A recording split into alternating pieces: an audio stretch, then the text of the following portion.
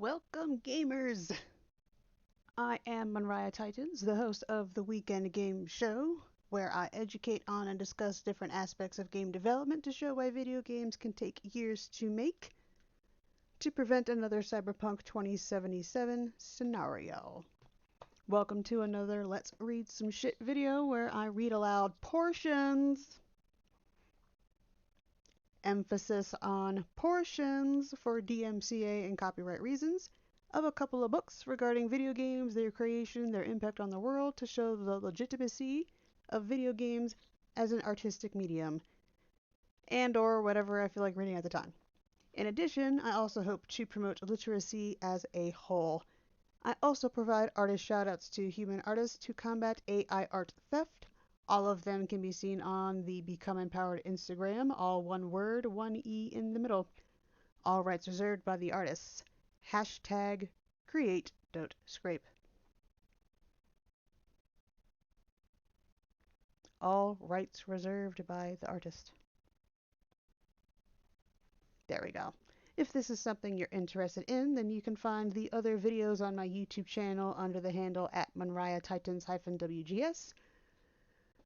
MONRIATITANS-WGS, and also on Buy Me a Coffee, where educational quotes regarding video games and literacy are shared along with the artist shoutouts. Lastly, if you tip through Buy Me a Coffee, 15% of the proceeds minimum goes to Kids Need to Read, whose mission is to help children discover the joy of reading and the power of a literate mind. Speaking of artist shoutouts, ta-da! Here we have Milen, Kalachev, and their mutated monster. This was something for a video game. Found them on ArtStation. They have an email address available. They are a freelance concept artist. And considering the last Let's Read Some Shit video I did was the ultimate concept art career guide, I found this funny. And I picked him at random. Go figure. Love it! So, if you would like to assist with the boosting of the artist shoutouts to fight the AI art theft, do please go to ko-fi.com/artist shoutouts. All proceeds to said Ko-fi go to boosting shoutout posts on social media. I was doing it on Tumblr until they pissed me off, so the other avenues are contemplating Twitter, but the others are minds.com, Facebook, and Instagram. WordPress actually has an ads thing. WordPress. Thank you. Actually has an ads thing that I'm considering looking into. So, any support helps. And onwards. So, real quick, just chatting before we get to the Let's Read Some Shit. So, I had an announcement today well, technically not. So, I was going to say, as you can see, like, I'm streaming this. No, this is a video. So, the SAG-AFTRA National Board votes unanimously to send interactive media video game strike authorization vote to their members. So, have they voted to go through with this yet? No. Voting will close at 5 p.m. That says PT. Is that supposed to be PST? But it's PT. Really?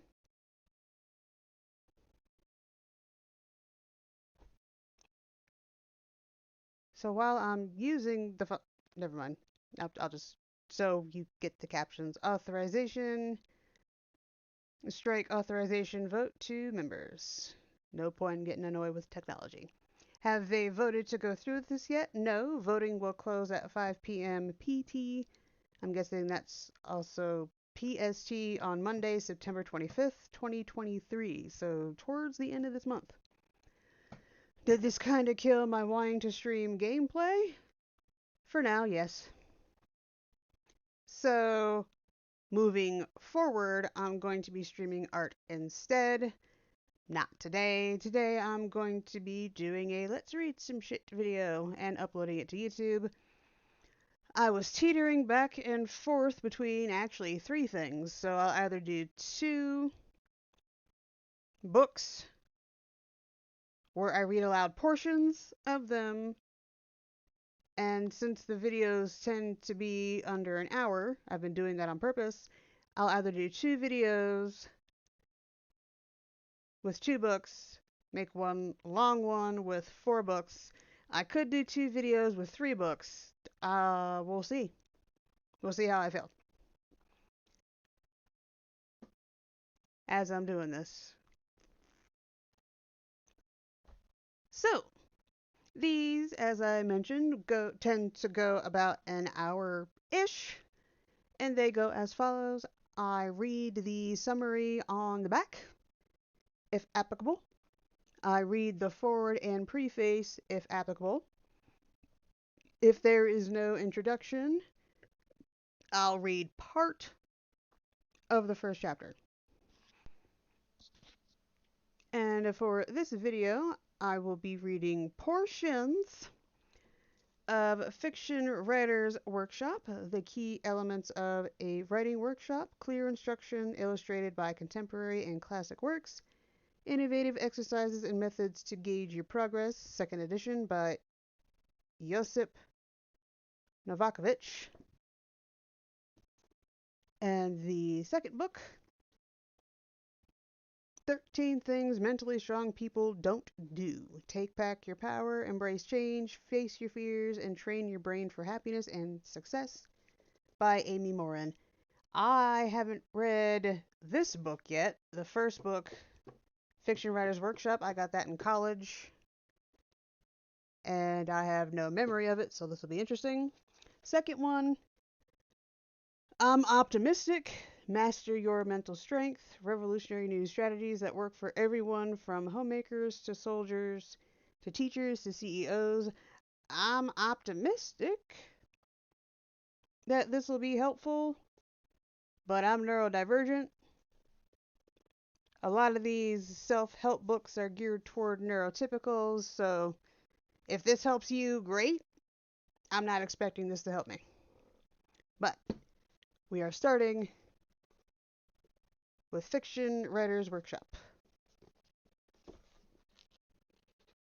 Okay. Master the elements of the writing workshop. This back of the book does have a summary.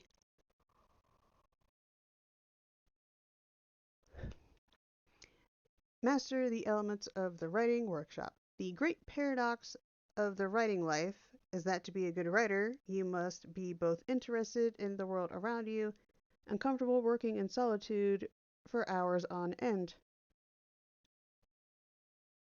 Fiction Writer's Workshop 2nd edition is designed to help you foster a strong sense of independence, of being and thinking on your own, of becoming self-evaluative without being self-critical, and of becoming, I'm going to read that again, of becoming self-evaluative without being self-critical, in order to accomplish the same thing others seek in classroom groups. In this comprehensive guide, award-winning writer and teacher, I hope that's Josip Novakovich, explores every aspect of the art of fiction and provides all the tools and techniques you'll need to develop day-to-day discipline, as well as a personal writing style. Included are more than 100 writing exercises, including dozens that are new to this edition that challenge you to experiment with diverse writing styles, specific statements of purpose for each exercise to help guide you and instruct you at every step of the creative process.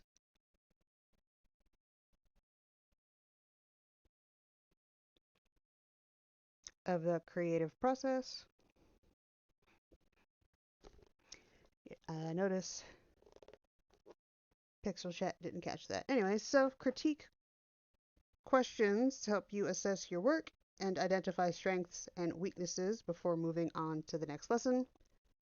The full text of 8 acclaimed short stories with analysis and exercises to provide models for your own writing and help reinforce the lessons you've learned. Excuse me, sorry. The practical, insightful methods offered in this workshop will clarify your voice, broaden your perspective, and strengthen your fiction. Why did I stop reading this? Was it because it was a college book and everybody knows what happens when you're forced to read something? I think that might have been it. I'll admit it. Even if I don't remember it, that's most likely what happened. You have to read this. Why? I highlighted the shit out of it. Although this could have been a used book. I don't really highlight books. I have no memory of this book. Oh, that's kind of bad. Alright, there's an about the author bit at the end. After the thing after the index, they have an about the author. I'll read the about the author. Josip, or is that Josip Novakovich, is a Croatian-American writer. At the age of 20, he left Yugoslavia, continuing his education at Vassar College, Yale University, and the University of Texas. He has published a novel, April Fool's Day, 3 short story collections, Yoke, Salvation and Other Disasters, Infidelities, Swords of War, and Lust. And 2 collections of narrative essays, Apricots from Chernobyl, Plum Brandy, Croatian Journeys. Novakovich has taught at Nebraska Indian Community College, Bard College, Moorhead State University, Antioch University in Los Angeles, the University of Cincinnati, and is now professor in the Massachusetts of Fine Arts program at Pennsylvania State University. Novakovich is the recipient of the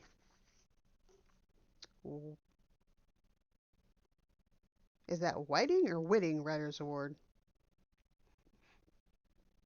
WHITING Writers Award, a Guggenheim Fellowship, 2 fellowships from the National Endowment for the Arts, the Ingram Merrill Award, and an American Book Award for the Before Columbus Foundation.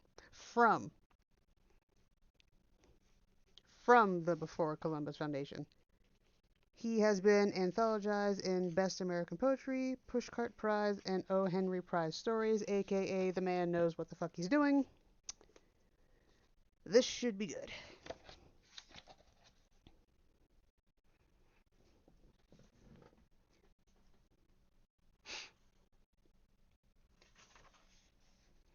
And there's a preface and an introduction. I will read both.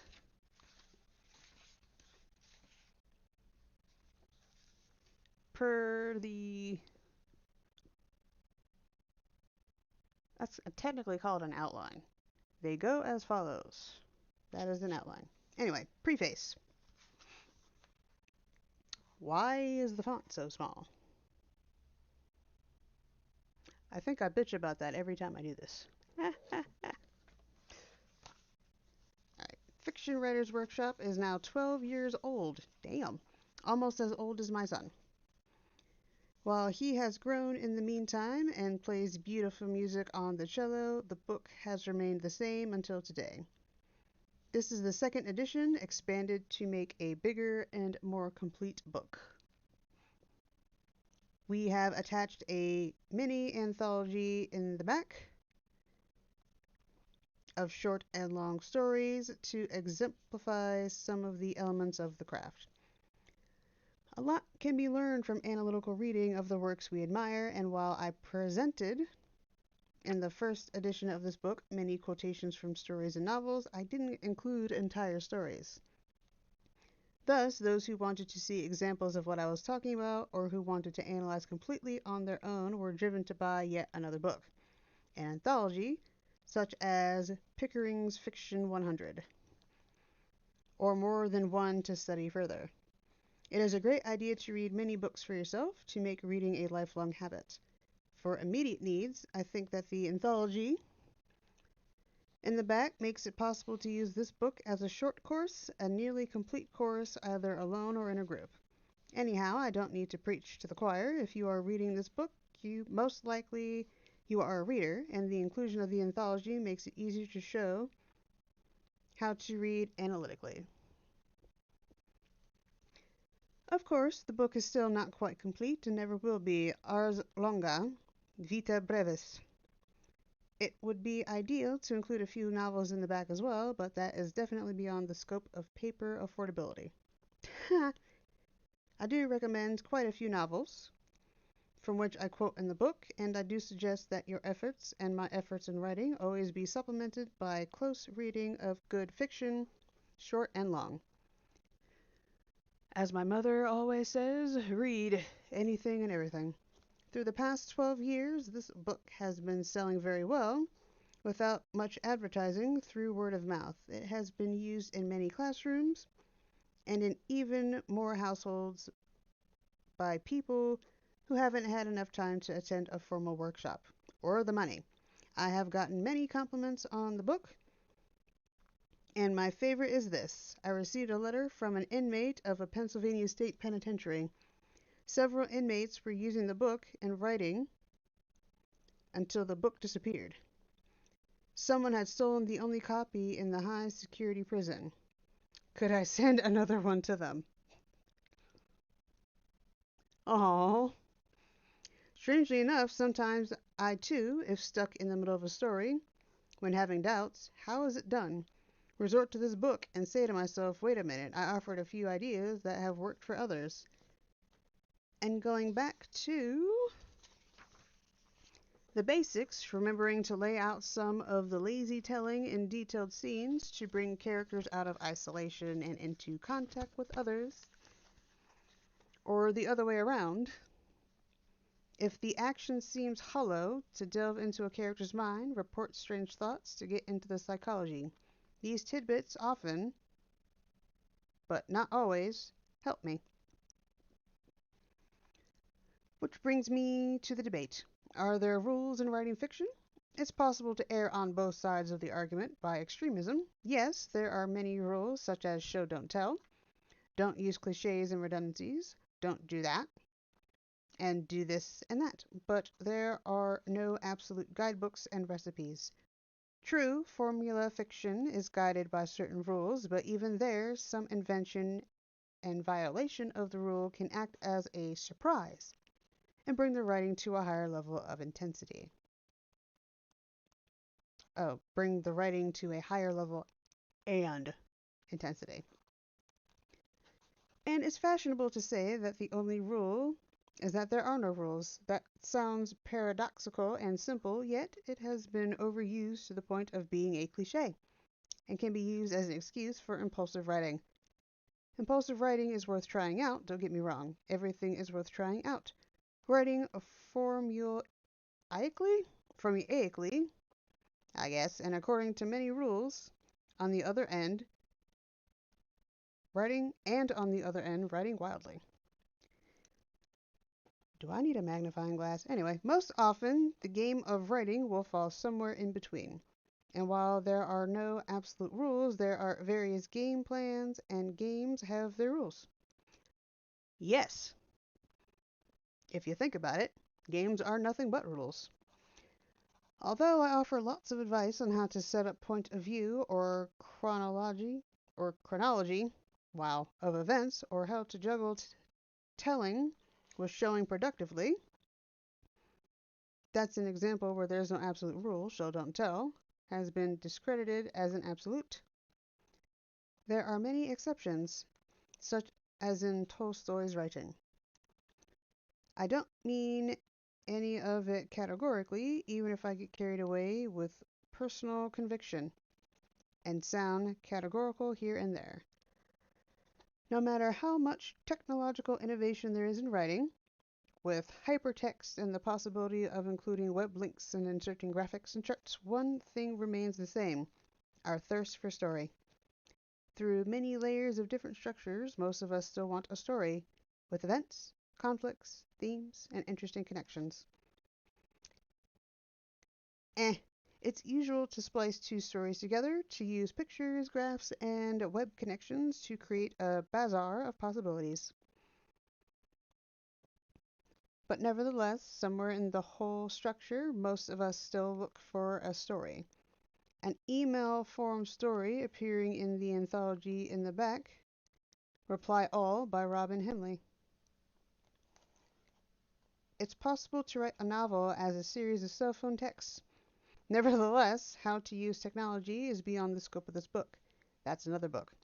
This kind of book, of course, doesn't work for everybody. Creative writing programs don't work for everybody either. Yet, for many people, they do. I resisted going to a writing program and did what I could on my own, and then I realized I needed to learn more to finish my stories convincingly. And what new insight do I have regarding the writing exercises? That it's best to approach them playfully, each as a little game, a game plan, with a few rules and lots of possibilities for violation. The exercises are not only a fine hyphen going into next line. The exercises are not only a fine, active, and interactive way of reading chapters and analyzing of writing, but also a great excuse to jump into writing, to overcome writer's block, etc. And yes, there is one rule, which I do mention in the book, along with its glorious author. You have to read the book to find out who it was who said it. I understand you want to write? Then write. There's hardly any other art form or sport that people profess so much desire to do as writing, yet they avoid doing it. I believe journals, exercises, and so on are a good way to overcome that contradiction and to practice what we preach our desire to write.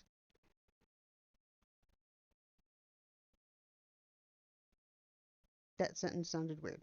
I hope it sounded good for you. Yet, if you abhor exercises, you of course don't have to do them to benefit. There's enough potential stimulus in the great passages from classic and current literature that you can see that writing can be done. That it needn't be horribly difficult, that you can do all sorts of quite specific and often simple things to achieve fantastic results.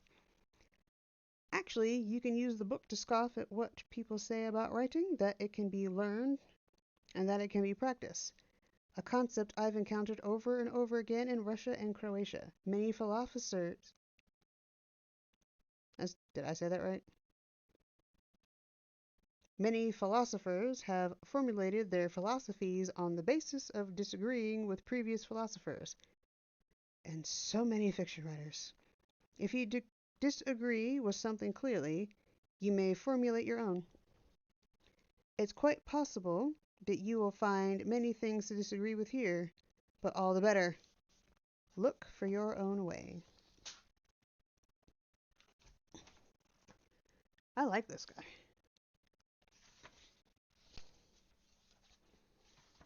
All right, and then here be the introduction. Hmm.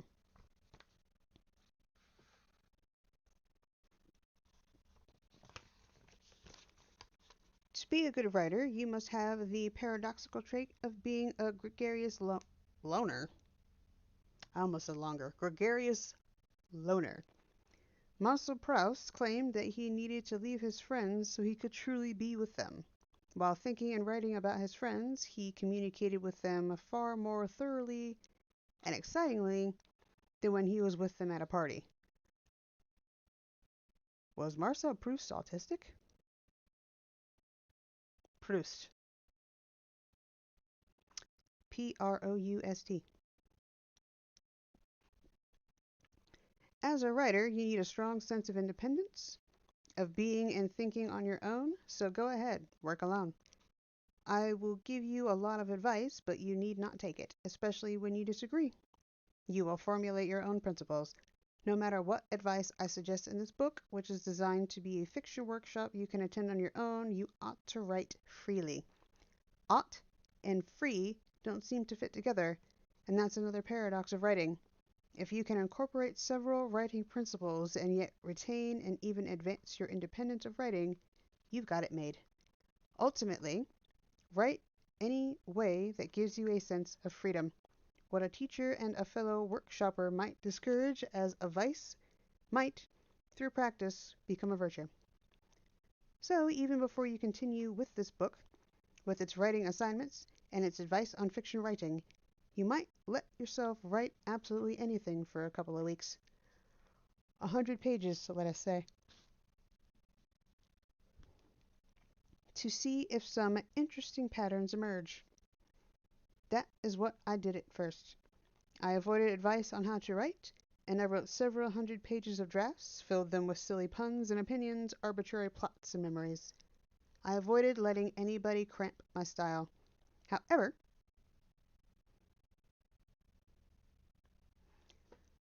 I avoided letting anybody pixel I avoided letting anybody cramp my style. However, I think that I avoided advice in workshops a little too long. Some lessons that I learned on my own, I could have learned faster from some good advice. That's why I hope that the basic principles of writing fiction outlined here, with exercises for how to implement them, will help you become a more productive fiction writer. How to use this book. It's simple. The chapters first give you some basics of the elements of fiction. They cover how the elements work and how you can use them in your fiction. The discussions are not meant to be definitive, but orientational. At the end of each chapter are a dozen or more exercises, some of them calling for brief sketches, a sentence or a paragraph long, some 2 or 3 pages long. Ooh. Do the exercises with an open mind. Don't dismiss them as too simple or too complicated. There is complexity in simplicity, folks. There are all sorts of exercises to keep you in shape in writing, just as there are scales in music. So get into shape and stay there. When you get ready to write, or you are between writing projects, you certainly can benefit from exercises no matter how advanced a writer you are. Keep the channels between the brain and the fingertips open. Let your neurotransmitters happily leap in the direction of the page. As you do the exercises, concentrate on the task. Don't strive for prettiness unless that's the assignment. Strive for clarity. Communicate your thoughts and images as directly as possible. I like this guy.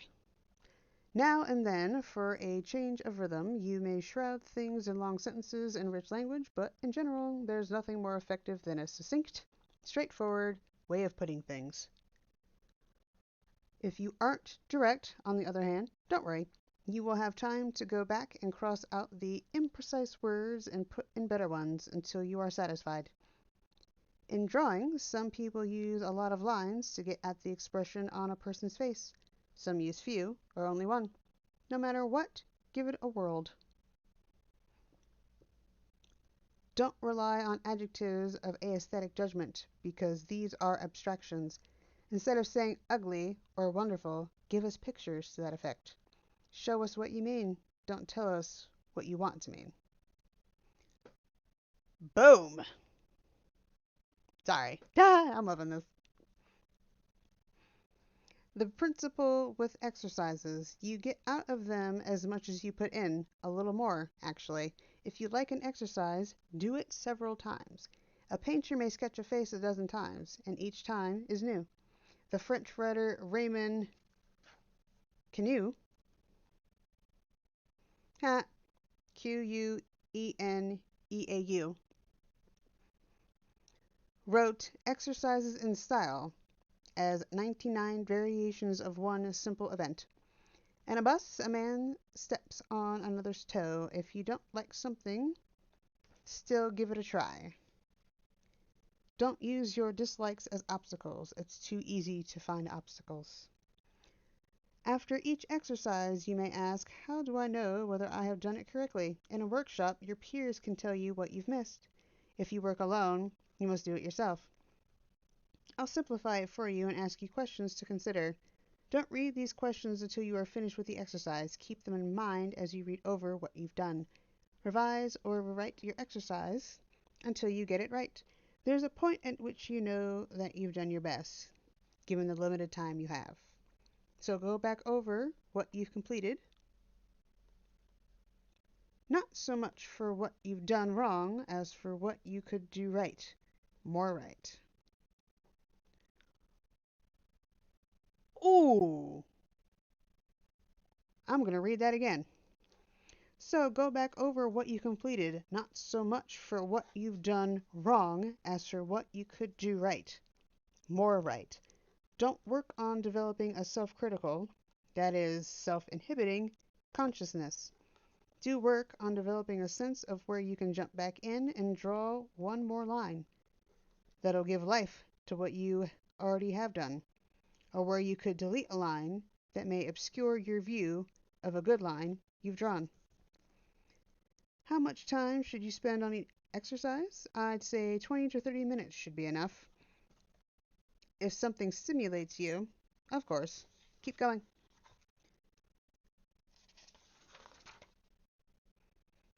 Oh, I hate it when they do that. Okay. If something stimulates you, of course, keep going up to an hour.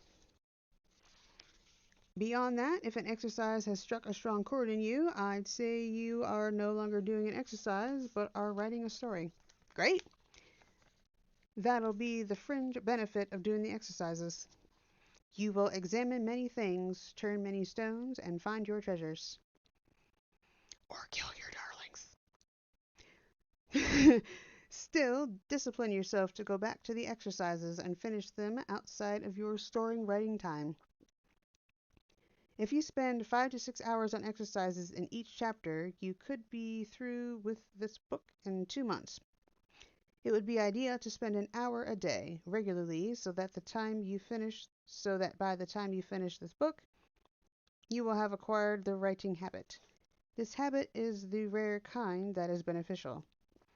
It helps you sort out your impressions, memories, thoughts, and fantasies, and that should be healthy. Something in the movement of fingers on the keyboard enhances thought. I may not be particularly thoughtful as I write, but much more than if I were simply staring out the window. Some philosophers walked to think more clearly. They belonged to the peripatetic school. Walking provided them with a good flow of blood and oxygen, and with the sensation of doing, moving, going. Fingers pull your thoughts forward. Fingers are in some ways an extension of your brain, with a lot of cortex associations at their trigger. Get them going. You don't need to wait for inspiration to write. It's easier to be inspired while writing than while not writing, so you don't need to be inspired to sit down and begin. You don't need to be in the mood. I think you will benefit if you don't worry about moods. 1. You will get in the habit of writing under any circumstances. 2. Since writing reflects your mental state, you will have a diversity of moods in your piece. The diversity will make your writing more interesting. You are depressed? Fine, perhaps you can portray a depressed character. Elated?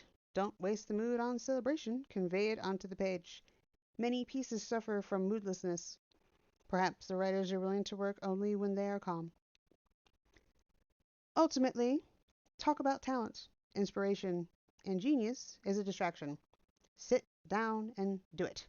Whenever you lack an idea, use some of the exercises in this book. They should keep you going. If you think that the business of fiction is an impossible one, John Gardner ought to encourage you. In The Art of Fiction, he says, most people I've known who wanted to become writers know what it meant. I need to reread that. I think I skipped something. Most people I've known who wanted to become writers, knowing what it meant, did become writers.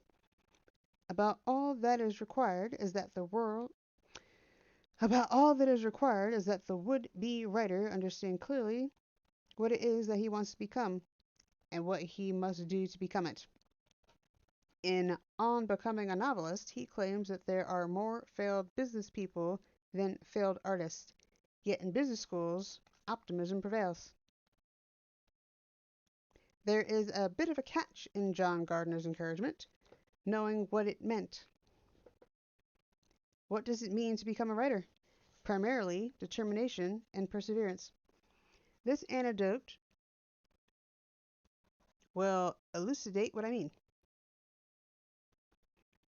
After graduating from a writing program in Austin, Texas, I spent a few days at the Virginia Center for Creative Arts, where I met a distinguished Israeli novelist. Naturally, I was eager to hear his opinion of my work. I slipped him a couple of chapters from my novel in progress. By the way, that's the thing established writers dread upon meeting beginning writers. Ha! I saw him a couple of days later and asked, "So, what do you think? Will I make it as a writer?" He gazed at me thoughtfully and said nothing, which I found disconcerting. He finally said, "Are you sure you want to work as a writer?" "Yes," I said. "Then you will make it." "So you've liked my pages?" "We aren't talk Oh, that wasn't a question. "So you've liked my pages?" "We aren't talking about your pages, but about you." Basically, he got the impression that I was determined. Now, what does determined mean? Does it mean writing 16 hours a day? It's great if you can do that, but even 1 hour a day is enough. I heard Junot Diaz.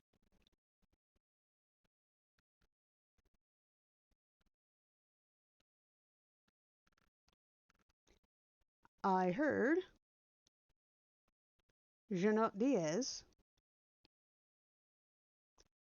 Junot, recently give a talk on the writing craft, and he said, if you can sit on your ass an hour a day in front of a screen, you are hot shit. Anyhow, it's a long distance sport. You are better off pacing around and writing for an hour a day for 10 years than writing for 16 hours a day for a few days and burning out. On the other hand, there are different temperaments, and enthusiastic bursts work for some, and the daily thing may work for others. And finally, will writing change your world? If you publish a book, will you be saved from all your personal worries? I doubt it. A friend of mine, Paul Mendelbaum, who was actually my initial editor for this book in its first edition, very much desired to publish a book when I knew him in Cincinnati. His eyes would glaze over while he was imagining his life after publishing a book. Well, I saw him in Los Angeles a couple of years later when I was promoting my novel April Fool's Day, and we had dinner together. I said, "Paul, it's great to see you. In the meanwhile, you've published 3 books, you've realized your dream. What does it feel like to be published?" He thought for a few seconds and said, "You know, it feels a lot like not publishing." He still had to teach part-time, and his relationship was worse, in fact. Oh, that's a semicolon. And his relationship was worse. In fact, his girlfriend had just left a few months before. Paul looked glum for the rest of the evening. The moral of the story? It doesn't make sense to daydream too much about publishing. It really isn't such a great deal. And it can distract you from writing itself. Your life will remain the same unless you enjoy writing. I have encouraged writers who say, oh, read that wrong. I have encountered writers who say, I am happy. I am in the middle of a novel. I love writing it. In this case, to use a cliche, you can have your cake and eat it too. Namely, the more you enjoy writing, the more likely it is that you will persevere with it and that you will publish it. You are a writer as long as you are writing. There's no such thing as a writer as a noun. It's a verb. Shit. I need to show that to my dad, who has to self-publish a book and is working on another one. There's no such thing as a writer as a noun. It's a verb. Shit. I am a writer at the moment since I am writing these sentences. When I get away from the table, I will be a walker. Damn! Why did I stop reading? I already said why I stopped reading this. That could be a blog thing. I'm trying to get back into the blogging instead of just sharing other people's things. I also want to do my own writing again. I could do some of those exercises and then put it to the blog. Hmm, I like this plan. So,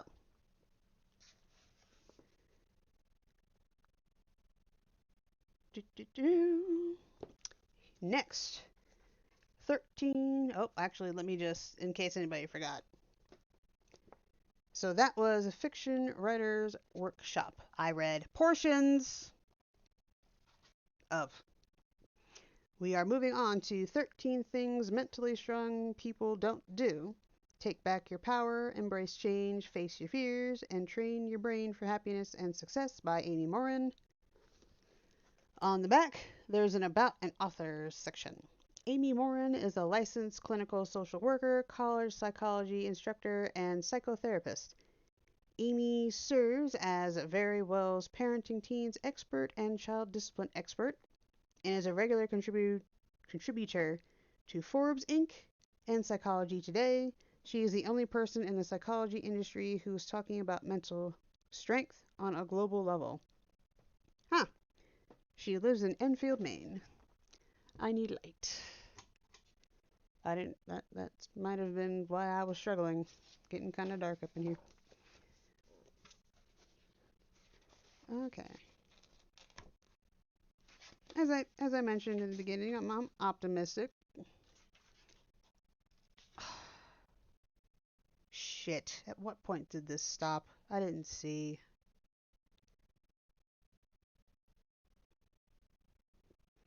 How do I stop my phone from going to the black screen?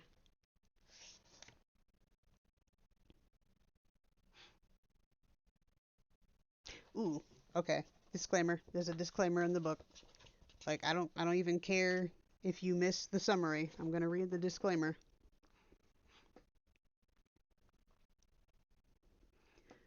All right, this book contains advice and information relating to healthcare. It is not intended to replace medical advice and should be used to supplement rather than replace regular care by your doctor. It is recommended that you seek your physician's advice before embarking on any medical program or treatment. All efforts have been made to assure the accuracy of the information contained in this book as of the date of publication.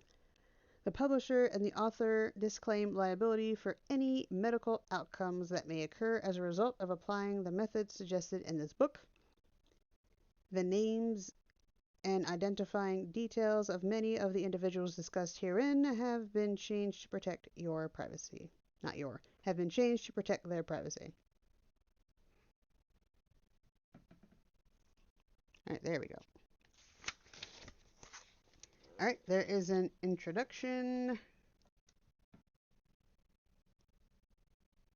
There is no forward or preface. We'll see how I feel. How long's the introduction?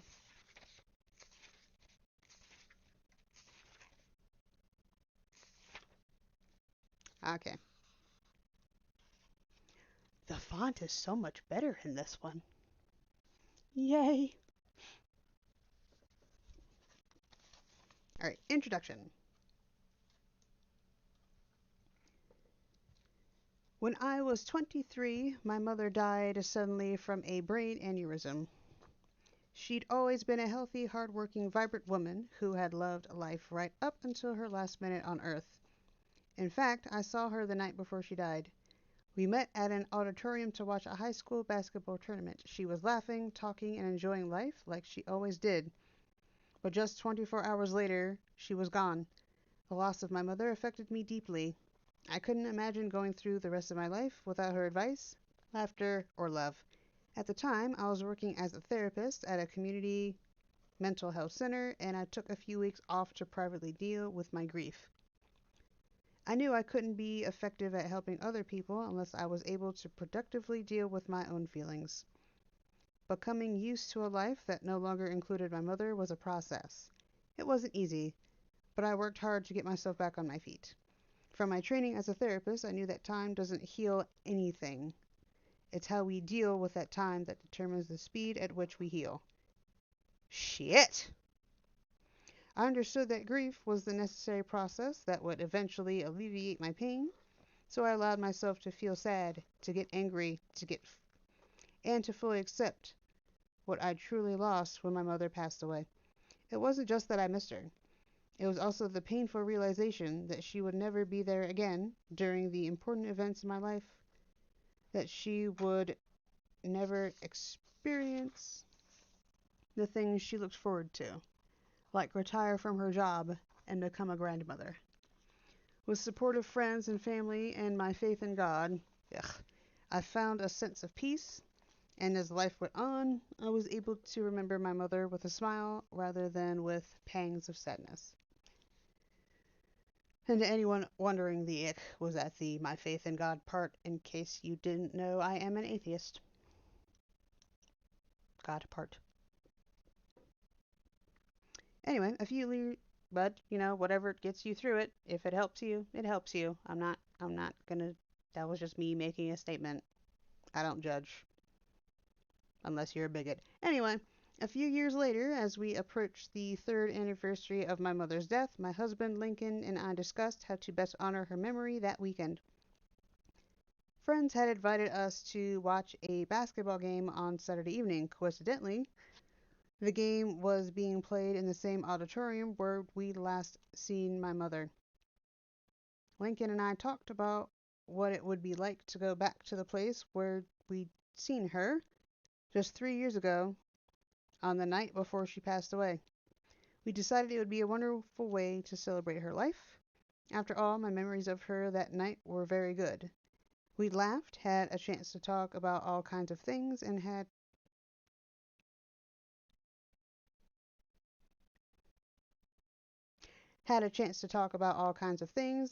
an all around great evening. My mother had even predicted my sister would get married to her boyfriend at the time, and a few years later that prediction came true. So Lincoln and I returned to the auditorium, and we enjoyed spending time with our friends. We knew it was what my mother would have wanted. It felt nice to go back and feel okay about being there. But just as I took a sigh of relief about my progress in dealing with my mother's death, my entire life was once again turned upside down. After returning home from the basketball game, Lincoln complained of back pain. He'd broken several vertebrae in a car accident a few years prior, so back pain wasn't unusual for him. But just a few minutes later, he collapsed. Good grief! Can't this woman catch a break? I called for paramedics, and they arrived within minutes and transported him to the hospital. I called his mother, and his family met me in the emergency room. I had no idea what could possibly be wrong with him. After a few minutes in the emergency room waiting area, we were called into a private room. Before the doctor even said a word, I knew what he was going to say. Lincoln had passed away. He'd had a heart attack. On the same weekend that we honored the 3-year anniversary of my mother's death, I now found myself a widow.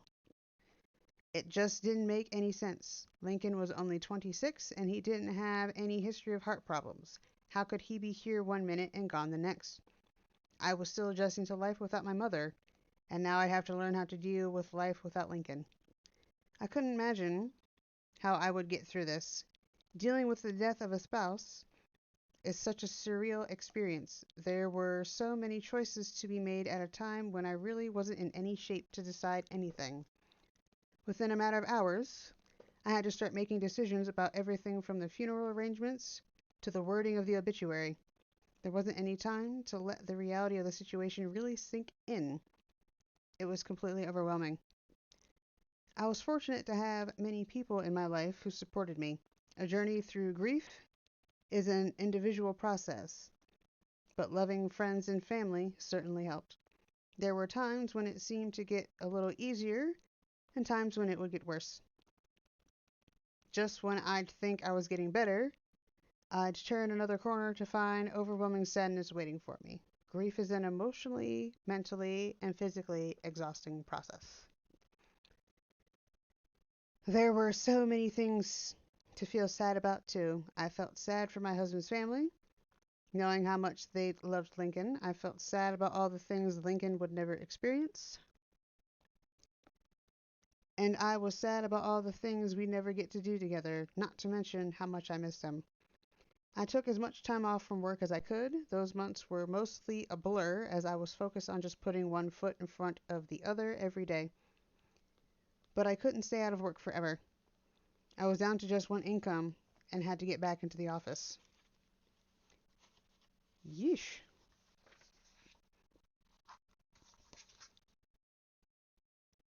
Mentally strong indeed. And after a couple of months, my supervisor called and asked about my plans to return to work. My clients had been told I would be out of the office indefinitely while I dealt with a family emergency. They weren't given any type of time frame about how long I'd be out, since we weren't really sure what was going to happen. But now they needed an answer. I certainly wasn't done grieving, and I definitely wasn't better, but I needed to go back to work. Just like when I'd lost my mother, I had to allow myself time to experience the sorrow head on. There was no ignoring it or pushing it away. I had to experience the pain while also proactively helping myself heal. I couldn't allow myself to stay stuck in my negative emotions. Although it would have been easy to pity myself or dwell on my past memories, I knew it wouldn't be healthy. I had to make a conscious choice to start down a long road to build a new life for myself.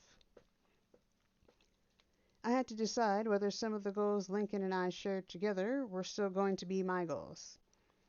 We'd been foster parents for a few years and had planned to eventually adopt a child. But did I still want to adopt a child as a single woman?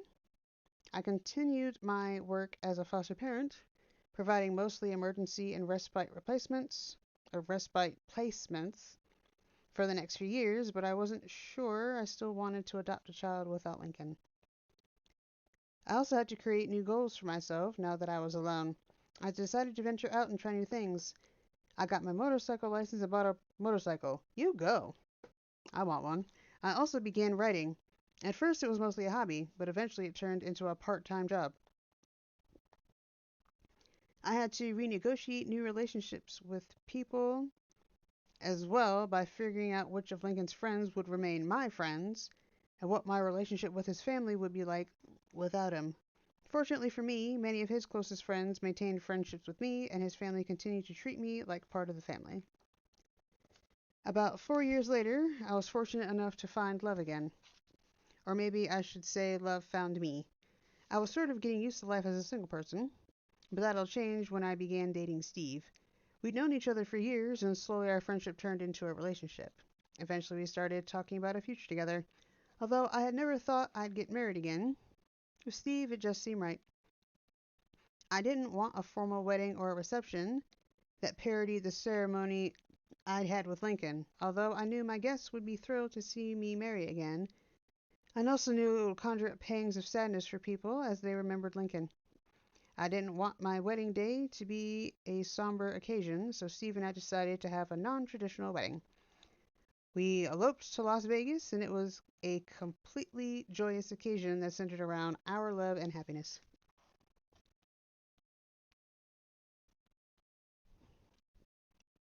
What is it about Las Vegas? That's not that's a I realized my tone might have sounded off.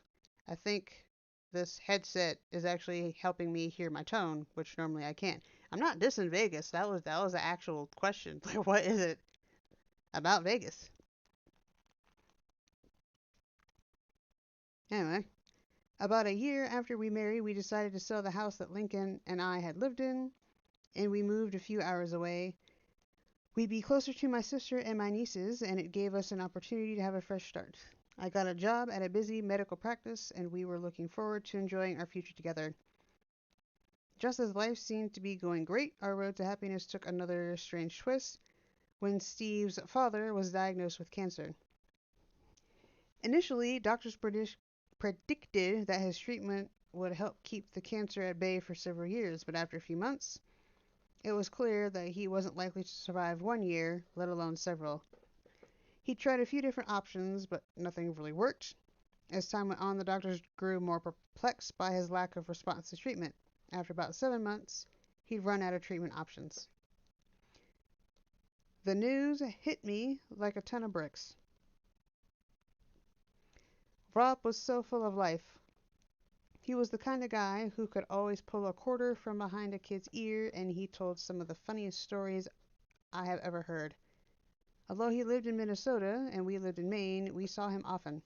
Since he was retired, he had the availability to visit with us for weeks at a time, and I'd always joked with him that he was my favorite house guest because he was basically our only house guest. He was also one of my biggest fans when it came to my writing. He read whatever I wrote, whether it was an article about parenting or a piece on psychology. Quite often, he called me with story ideas and suggestions. Even though Rob was 72, it felt like he was too young to be sick. Right up until the previous summer, he was motorcycling across the country, sailing around Lake Superior, and cruising the countryside with the top down in his convertible. Cool dude. But now he was sick, too sick, and the doctors were clear. He was only going to get worse. This time, I had a different experience dealing with death. My mother's and Lincoln's death were completely unexpected and sudden, but this time, I had warning. I knew what was coming, and it filled me with a sense of dread. I found myself thinking, here we go again. I didn't want to go through such a staggering loss all over again. It just didn't seem right. I know plenty of people my age who haven't lost anyone, so why did I have to lose so many of my loved ones? I sat at the table thinking about how unfair it was, how hard it was going to be, and how much I wanted things to be different.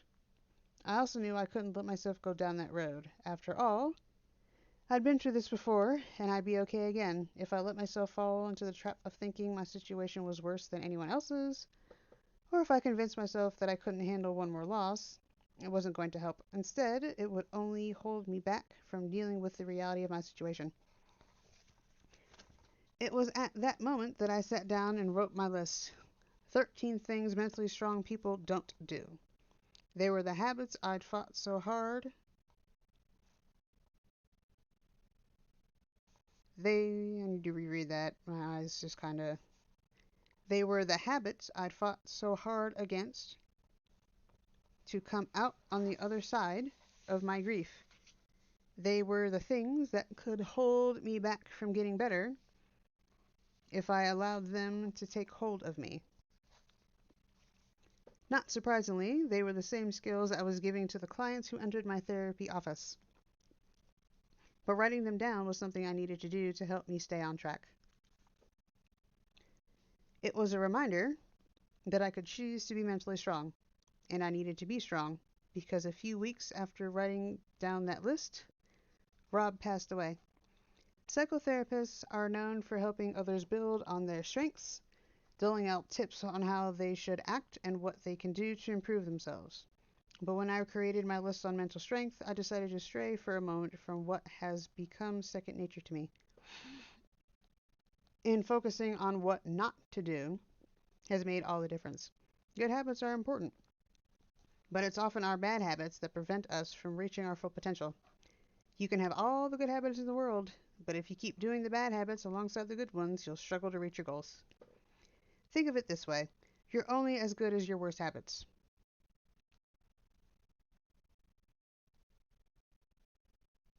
Well, damn.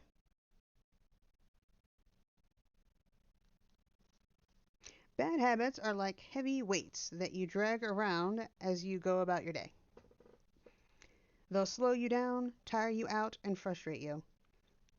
Despite your hard work and talent, You'll struggle to reach your full potential when you've got certain thoughts, behaviors, and feelings holding you back.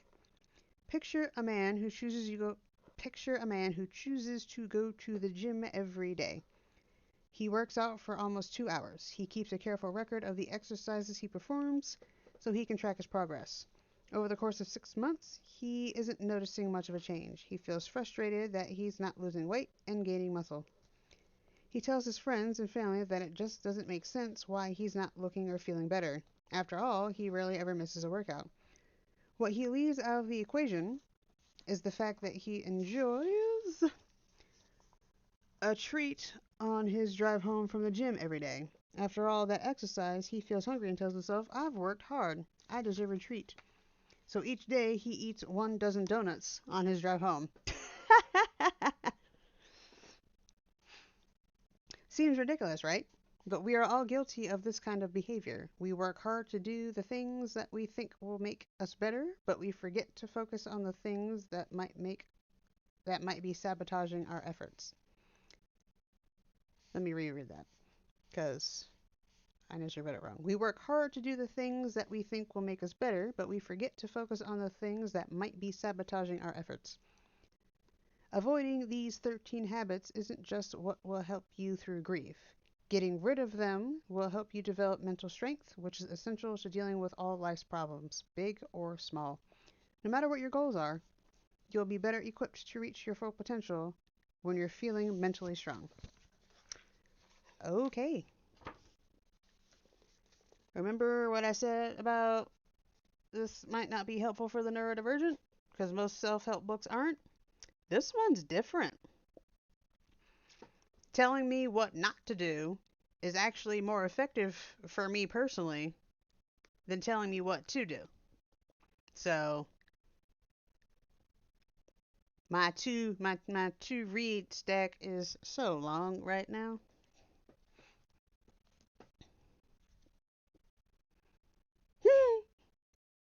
Wow. She done whack me up. They both done whack me upside the head. So, those were portions of the Fiction Writers Workshop by Josip Novakovich, Josip, and portions of 13 Things Mentally Strong People Don't Do by Amy Morin. And here we are, a closing. I was contemplating creating a new closing scene for the read alouds, but these still work. I am going to have some of these links in the description anyway. So, we have bookshop.org. Well, rewind. Here are all the ways to support the channel, all the links and things. I'm Mariah Titans on Twitch. That's Instagram. Twitch, Instagram, and Twitter. It's Mariah Titans and WGS on YouTube. Now for the streaming, it's actually Become Empowered on Instagram and Be Empowering. God damn it. For the streaming, it's actually Become Empowered. Start. There we go. For the streaming, it's actually Become Empowered on Instagram and Be Empowering on Twitter. When I tried to do Become Empowered on Twitter, it was already taken. When I tried to do Be Empowering on Instagram, it was already taken. So, there we go. And I am an artist myself under Titans and Raya Art. Those are some of the ways. Check those out to support. My favorite affiliation, however, is bookshop.org /shop/WGS. I hope you didn't hear that, where I created a bookshop. And on said bookshop, there are different books, obviously, regarding video games and their creation. There's a writer's alley, art books, you name it, it's there. I even have a section for banned and challenged books. for those who are interested in that as well. If you want to be a reader, no. If you want to be a writer, you need to read a lot and write a lot.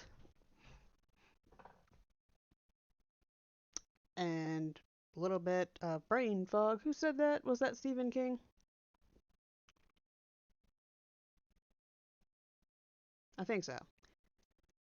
Anyway, this actually went a little over an hour because those sections were so long. That's fine.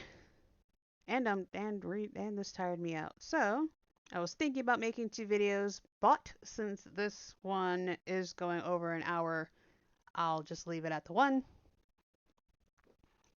And a bookshop.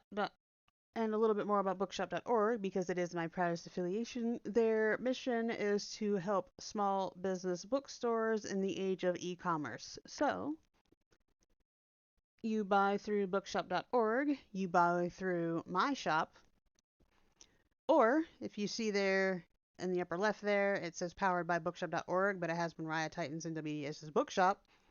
If you go to the portion through me and yet you still hit search, as long as it says Mariah Titans WGS's Bookshop in the upper left, whatever book you snag, I'll get a commission for, it looks like, which, that's so fucking cool. Thank you, bookshop.org. And as of right now, they have raised $27,560,930.59 for local bookstores. They are my proudest affiliation. Link will be in the YouTube description, like always. So, and now we come to a close. Remember, we are gamers not because we don't have a life, but because we choose to have many, which can be said of readers. If anyone asks you why you like video games, remind them a game is a problem-solving activity approached with a playful attitude, a quote by Jesse Schell. And if anyone gives you shit for your interest, tell them you may not like video games, but what I learned from them is this. No enemies in front of you means you're going the wrong way. And I'm going to add a quote from my mother. I'm going to add a couple because they're relevant to this read some shit video. Read anything and everything. And there were times where I asked, how do you know these things? And she'd look at me and go, I read. Reading, that is how you install knowledge into your brain. And with that, I thank you for watching. May every decision you make in the future be in the spirit of fairness, and may the rest of your day not go to shit. See you next time.